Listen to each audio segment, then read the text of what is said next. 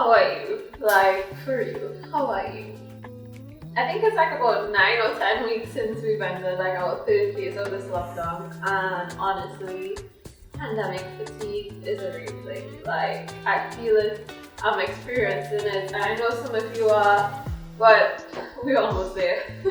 We're almost there, hopefully. So in today's video, I'm gonna show you a couple of my favorite recipes. Like, there are few foods in this world that taste and smell really comforting, and one of them are freshly baked cookies. Like, freshly baked cookies just smell like a warm hug. Like, you know, it reminds you that everything in your world is gonna be okay. So that's what we're gonna make today, and we're gonna make 3 recipes. So I'm going to use 3 different butters as well as 3 different flour to make 3 different cookies. They're going to be a little more calorie conscious than the regular cookies, but equally as amazing, equally as tasty. And we're going to start with the first one, so let's begin. The first one is going to be a chocolate peanut butter cookie. So it's the same natural peanut butter recipe that I made. We're going to be using that as well as some dark cocoa powder and regular plain old all-purpose flour to make this one. We start with the dry ingredients first. So we have our creamy peanut butter. It smells good. So measure that out.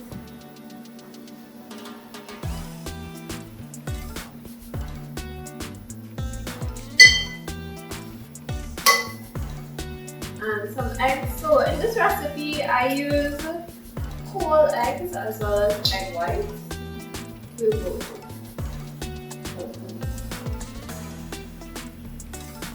Alright, so in the bowl we have peanut butter, eggs. We're gonna have some vanilla as well as sugar is going in as a wet ingredient.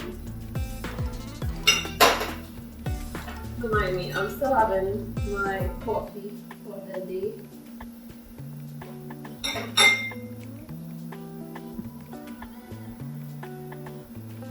And honestly, I use regular plain old brown sugar, depending on the recipe I'm making. Nothing wrong with using sugar. Again, everything you can eat in moderation. Plus, when you're making cookies, like, sugar just adds the texture that you really use. Alright, so you give me a wet ingredients at the top of it.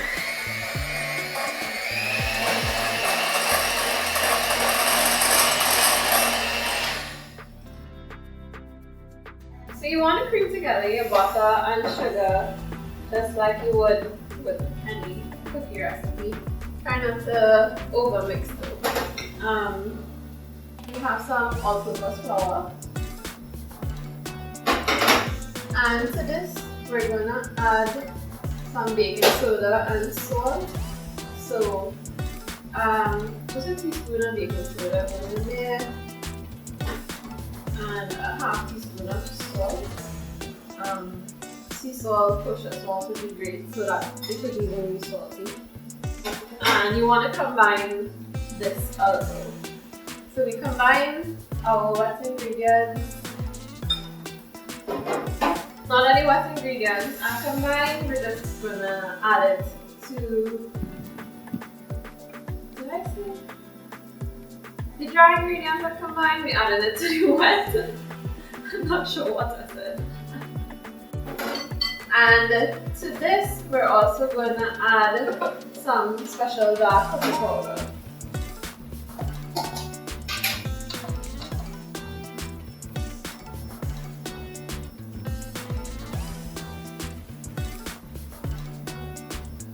My colors.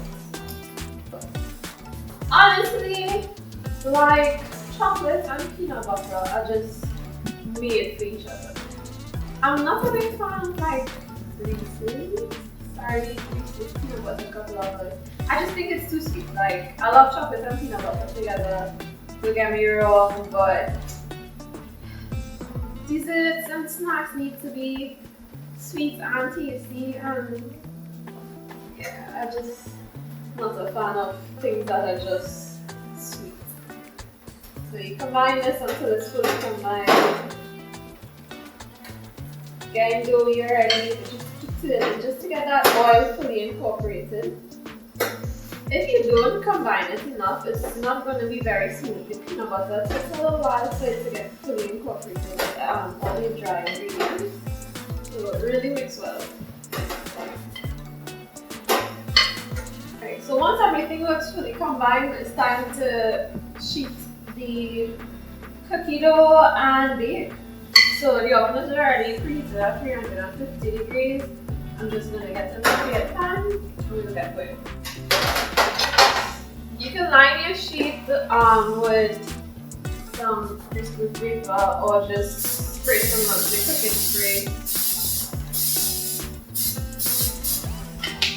I like using an ice cream spoon to measure out my dough. So it's not like a full scoop, but the dough is going to be very sticky, I can tell you that. So, so it's like a scoop of ice cream, kind of. It's so dark.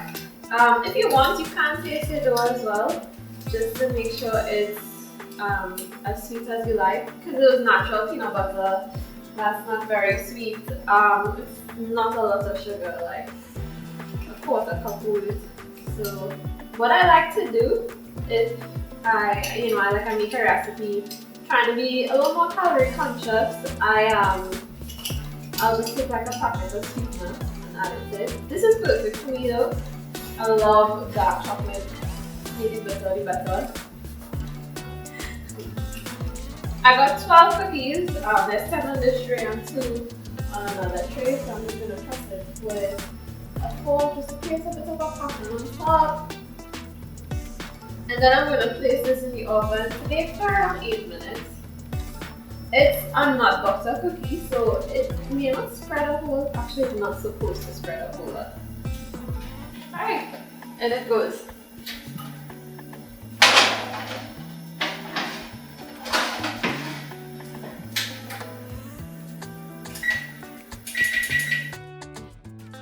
Alright, so next on the agenda is almond butter and oat flour. So I basically use the same technique, same method of making the peanut butter and made my very own almond butter. It's really dark. I think I'm going to put a little bit, but that'll add a little more character. So, similar method too for making these cookies. We add our nut butter. What's it here?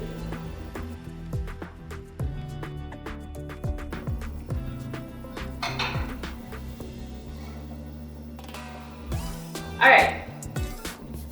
I have my almond butter measurement out, but my oven is singing to me. So the cookies are done. Let me just take those out. Oh, it looks so good. Oh my goodness. So we're just gonna put this to the side to cool. We'll get back to this.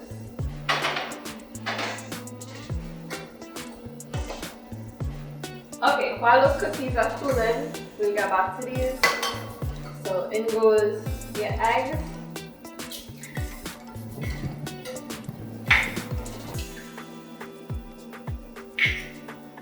And for this recipe, I actually use Confectioners Sugar instead.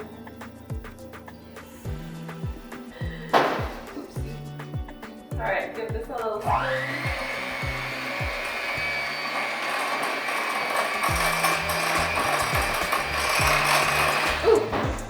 I forget, do vanilla.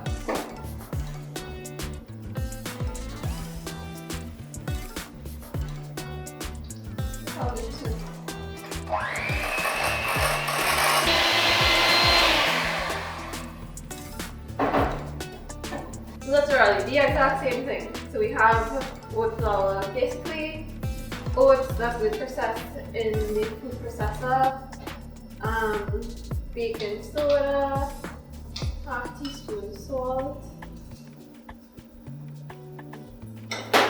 Give that a little swirl around in there.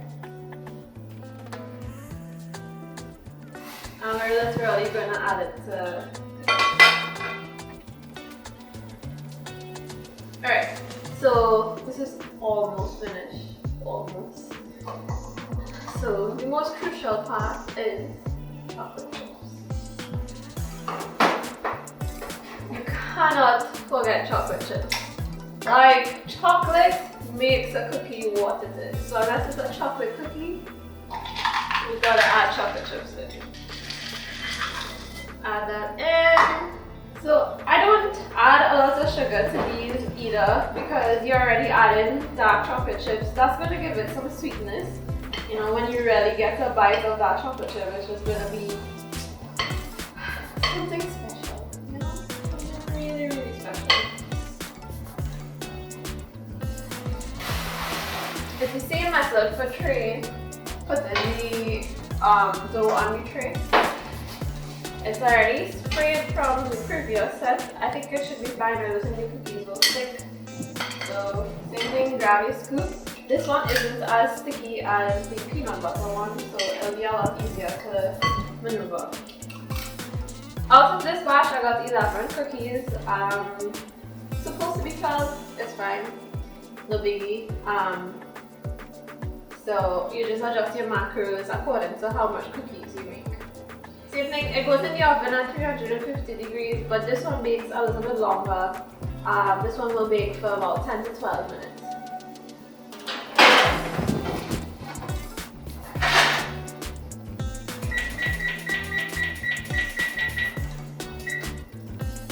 I would say though, if you're making any of these recipes, make sure and prep your nut butters from before. Because when you process the nut butters and they grind, they get hot like from the friction in the food processor. So you want to put it aside, let it set, let it become the texture as well, because usually when it's just done making and it's done processing, it's a lot more runny, like liquidy, which is fine, but I would say make it from the night before and let it set. Alright, so we're moving on to the last recipe while that baking the others cool.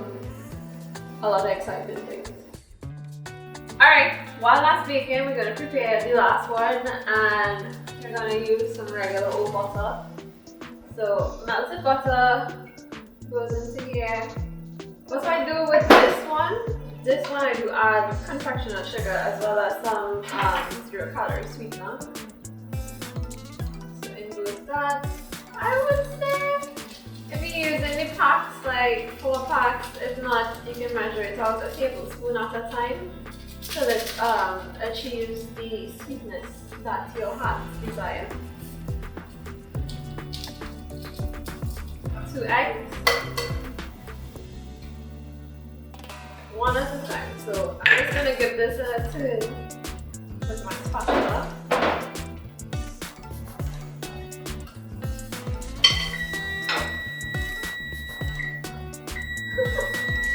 It's ready. Look at that chocolate chips. Yeah, boy. Alright, so this is like to cool. Let's not get carried away. Another egg goes in. Vanilla.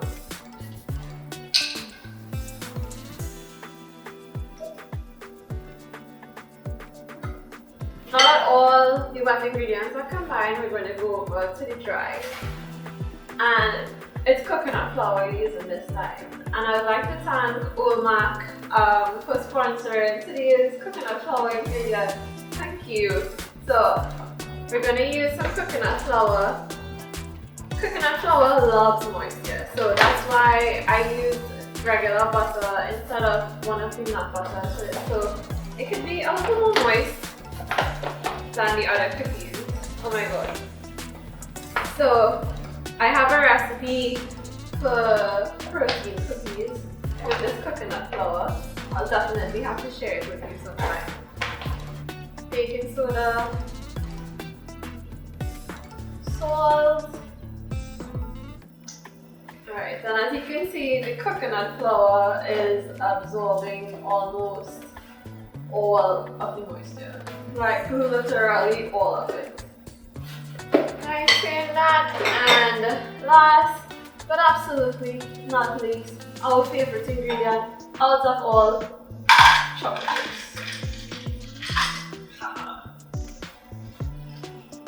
Put that aside to rest.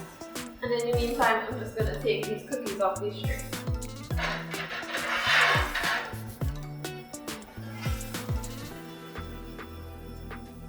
Back on the same baking tray, same method. And now that's done, these bake for even longer than the other one. So this one would be like 12 to 14 minutes. Okay, so I've waited long enough. I really want to taste these, like especially the chocolate one. So I'm gonna go with that one first since it was baked first, of course. This is really good. So it's really like fudgy and moist and soft. Like this cookie is really soft. And around the edges have a little bit of a crunch, especially on top. Oh my god. I have more cookies to do.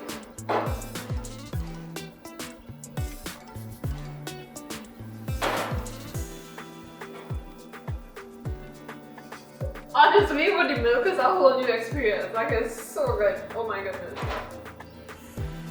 Please, if you don't try any of the others, this, please. Alright, moving on.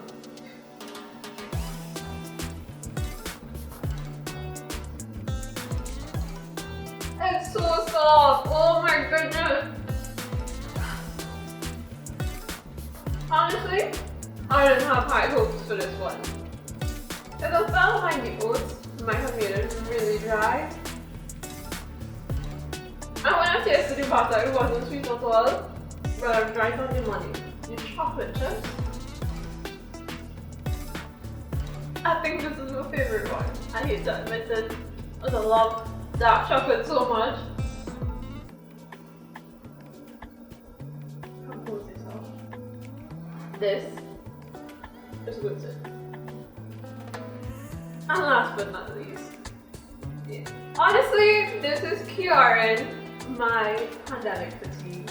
No lie, like food is just like a spiritual experience. It makes me feel good, and this, that is doing it.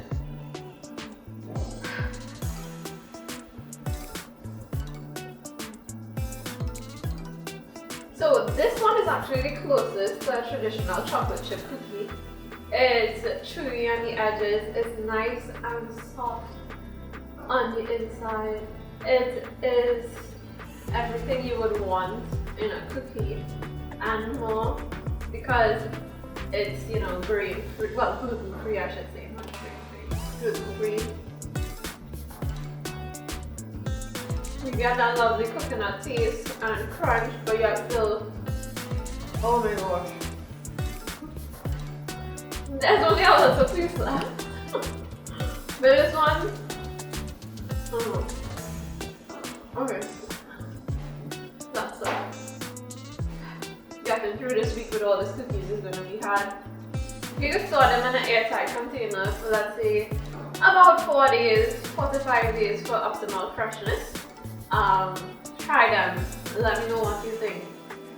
Especially the almond butter one. Go the extra mile. Make your own almond butter. Just do it. It is 152% gluten. If you want to get cookies like just the traditional cookie taste, you know, go to the grocery, get some coconut flour, or mac preferably. Try it.